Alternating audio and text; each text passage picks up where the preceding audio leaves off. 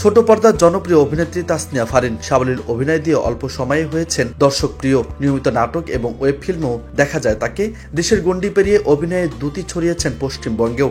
এবার নতুন সিনেমার ঘোষণা দিয়েছেন ফারিন। জানা গেছে সিনেমার নাম ইনসাফ। এটি নির্মাণ করবেন সঞ্জয় সমাদ্দার।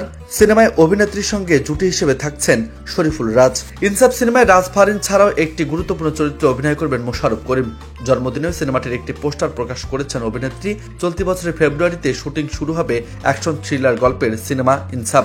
প্রসঙ্গত ফারিন অভিনীত প্রথম সিনেমা ফাতিমা। সিনেমাটি পরিচালনা করছেন ধ্রুব হাসান। এছাড়া কলকাতায় আরও এক পৃথিবী নামে একটি সিনেমা অভিনয় করছেন অভিনেত্রী। সিনেমাটির পরিচালক ছিলেন অতনু ঘোষ। 2017 সালে আমরা আবার কবে ফিরবো নাটকে অভিনয় দিয়ে ছোট পর্দায় তার অভিষেক হয়। মায়ের ইচ্ছাতে ফারিন অভিনয় শুরু করেন। 2018 সালে তিনি বিকাশে একটি বিজ্ঞাপনে মাশরাফি বিন মর্তুজার সাথে কাজ করেন। একই বছর ফারিন অভিনীত ভালোবাসা দিবসে এক্স বয়ফ্রেন্ড নাটকটি বেশ পরিচিতি এনে দেয় তাকে।